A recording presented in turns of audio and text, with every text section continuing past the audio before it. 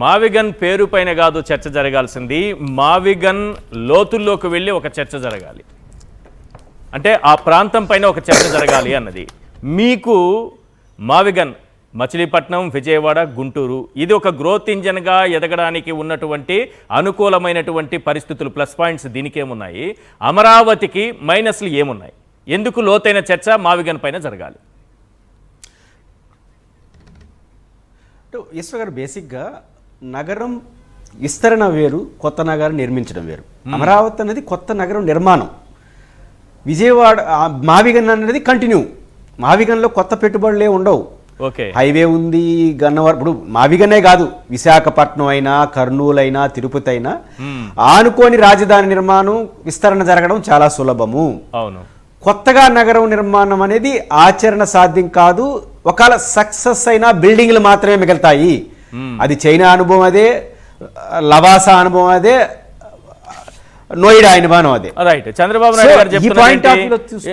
నాయుడు గారు చెప్తున్నారు మనం ఇన్ని లక్షల కోట్లు పెట్టుబడులు దానిపైన పెడితే, ఒక అంతర్జాతీయ స్థాయి రాజధాని నిర్మిస్తే అది సంపదను సృష్టిస్తుంది, ఇది రాష్ట్రమంతా పంచవచ్చు అంటున్నారు.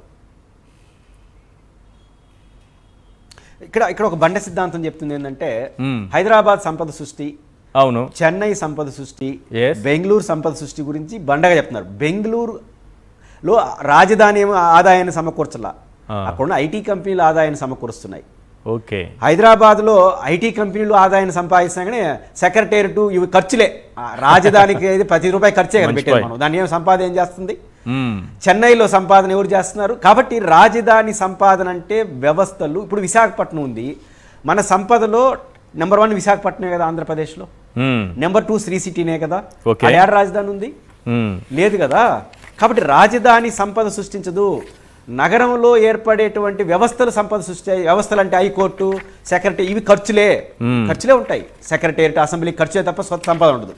కాబట్టి చంద్రబాబు నాయుడు గారు అమరావతి ప్రతిపాదనలో విజయవాడ, గుంటూరు లేదు. జగన్ గారి మావిగన్ ప్రతిపాదనలో అమరావతి కూడా ఉంది. కాబట్టి దీన్ని దృష్టిలో పెట్టుకొని వ్యవహరించాలి. మీరు ఏమైనా చేయండి, కొత్త సిటీ నిర్మాణానికి పోవద్దండి, ఉన్న సిటీని డెవలప్మెంట్ చేసుకోండి. ఒకవేళ జగన్ గారు చెప్పిన మావిగన్ మీకు ఇష్టం లేకపోతే విశాఖపట్నం చుట్టూ చేయండి, లేకపోతే కర్నూలు చుట్టూ చేయండి, లేదా తిరుపతి చుట్టూ చేయండి. ఒక ఉన్న నగరాన్ని డెవలప్మెంట్ చేయాలి. ఇప్పుడు హైదరాబాద్ ఎక్స్పీరియన్స్ ఏంటి? సికింద్రాబాద్, హైదరాబాద్ కలిపినారు, ఆ తర్వాత కూకట్పల్లి, ఆ తర్వాత హైటెక్ సిటీ, ఆ తర్వాత ఫైనాన్స్ డిస్టిక్, మాదాపూర్, ఇట్లా కదా అభివృద్ధి చెందింది. కొత్త నగరం ఎక్కడన్నా సృష్టించి ఈ భారతదేశంలో ఒక ఎక్స్పీరియన్స్ చెప్పండి, ఫలానా నగరం ఈ ప్రయోగం చేశారు, ఇది మా మోడల్. లవాసా మోడల్ చెప్తారా, చండీగఢ్ మోడల్, ఒక మోడల్, ప్రపంచంలో ఒక మోడల్, లేదా భారతదేశంలో ఏ మోడల్ లేకుండా కొత్త మోడల్ అంటే అది ఎట్లా చెప్పండి, వైట్ పేపర్ రిలీజ్ చేయండి, ఎట్లా సాధ్యమవుతుంది? పోనీ ఇప్పటి వరకు ఖర్చు పెట్టిన దాంట్లో ₹1 అయినా అమరావతి సెల్ఫ్ సఫిషియెంట్ సాధించిందా? ఇంకో మాట అంటున్నాను ఈశ్వర్ గారు, మొన్న 15,000, ఇప్పుడు ఏమంటున్నారంటే మీకేం నొప్పి, అమరావతిలో తీసుకొచ్చిన అప్పులన్నీ ఆ ప్రాజెక్ట్ కట్టుకుంటుంది అంటున్నారు కదా. అవును, ఒక వైట్ పేపర్ అట్లా రిలీజ్ చేయండి చూద్దాం. ఇప్పుడు 15,000 కోట్లు ప్రపంచ బ్యాంక్ అప్పుకి కేంద్రం ఏందండి గ్యారంటీ ఇచ్చేది? అమరావతి గ్యారంటీ ఇవ్వచ్చు కదా, సిఆర్డీఏ గ్యారంటీ ఇవ్వచ్చు కదా. 15,000 కోట్లు ప్రపంచ బ్యాంక్ అప్పు తీసుకొస్తున్నారు, ఎవరు గ్యారంటీ ఇస్తున్నారు? ఆంధ్రప్రదేశ్ ప్రభుత్వం కూడా గ్యారంటీ ఇట్లా, ఢిల్లీ గవర్నమెంట్ ఇస్తారు, వాళ్ళు ఈపిన మేము ఇస్తామని. మనం ఈపిన వాళ్ళు ఇస్తారు అంటే మన వాటాలో మళ్ళీ వాళ్ళకు దయతో ఇయ్యరు, మనకి ఇవ్వాల్సిన వాటా కట్ చేసి ఇచ్చేస్తారు ముందే. ఇప్పుడు ఆంధ్రప్రదేశ్లో అమరావతి రాజధాని పేరు చేస్తున్న ₹1 అప్పైనా సిఆర్డీఏ పేరుతో చేస్తున్నారా, ఆంధ్రప్రదేశ్ ప్రభుత్వం చేతితో చేస్తున్నారా? చెప్పండి చూద్దాం. కానీ ఆంధ్రప్రదేశ్ ప్రభుత్వంతో చెప్పండి, ఆంధ్రప్రదేశ్ ప్రభుత్వం కంటే మేము తప్పనట్లేదు. హైదరాబాద్ అమరావతిలో ఒక అసెంబ్లీ, ఒక సెక్రటరియట్ రాష్ట్ర డబ్బులతోనే కట్టండి, మన రాష్ట్ర రాజధాని, తప్పు లేదు.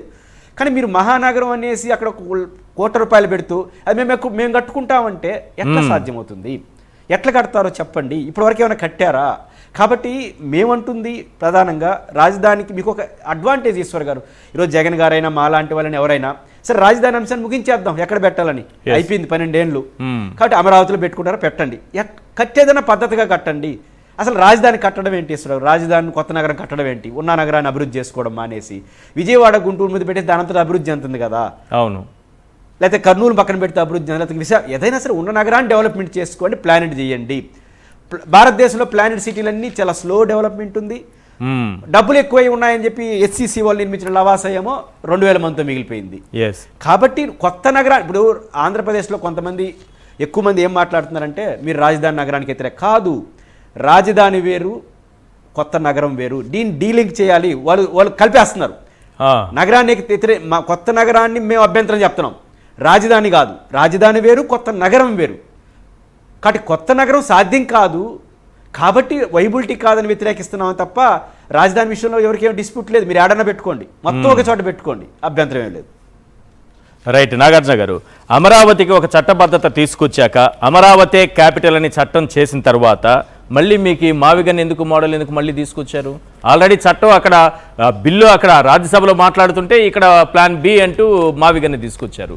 చట్టబద్ధత చేసేస్తున్నాం, ఇక క్యాపిటల్ని మార్చే అవకాశమే లేదని చెప్తున్నారు కదా.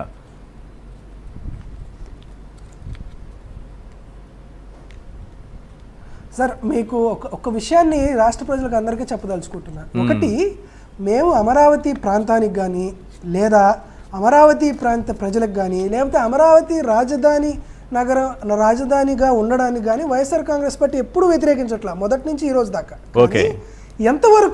ఎంతవరకు అది రియాలిటీలోకి వస్తుంది, ఆ నిర్మాణం యొక్క పద్ధతి, రైతుల నుండి తీసుకునేటువంటి వాళ్ళకి తిరిగి మనం ఏమేమగలుగుతాం, అక్కడ ఎంత ఇన్వెస్ట్మెంట్ చేస్తాం, రిటర్న్ ఆఫ్ ఇన్వెస్ట్మెంట్, ఇదంతా చంద్రబాబు నాయుడు గారు ఒక కంటిన్యూస్ ప్రాసెస్ లాగా చేయాలనేటువంటి ఉద్దేశంతో, తనకు కామధేనువుగా దాన్ని ఉంచుకోవాలంటే ఉద్దేశంతో వారు చేస్తున్నటువంటి అంశాన్ని మాత్రమే మేము వ్యతిరేకిస్తున్నాం కాబట్టి, కానీ మిగతా వాటిని కాదు. మరొకటి ఒక చట్టం రావచ్చా పోవచ్చా, లేకపోతే తర్వాత వచ్చేటువంటి వాటిని మనం చేయొచ్చా లేదా అనేది సరే, దానికి మేము వచ్చి మార్చుకోవచ్చు కదా అంటే, చూసారా నాగార్జున యాదవ్ అన్నాడు మేము అమరావతికి వ్యతిరేకం, వచ్చిన తర్వాత మార్చేస్తాడు అనేటువంటి అంశాలు వస్తాయి. కాబట్టి ప్రభుత్వానికి చట్టాలు చేసేటువంటి హక్కు, చట్టాలను సవరించేటువంటి హక్కు ఉంది. చంద్రబాబు నాయుడు గారికి మాత్రమే ఉండేటువంటి హక్కు కాదు, అన్ని ప్రభుత్వాలకి చట్టాలు వస్తాయి, చట్టాలు తీసుకొని వస్తారు. కాబట్టి ఆ విధమైనటువంటి భ్రమను క్రియేట్ చేయకూడదు. నువ్వు ఎందుకు ఆ భ్రమను క్రియేట్ చేస్తున్నావు అంటే, నీకు రెండవ దశలో కూడా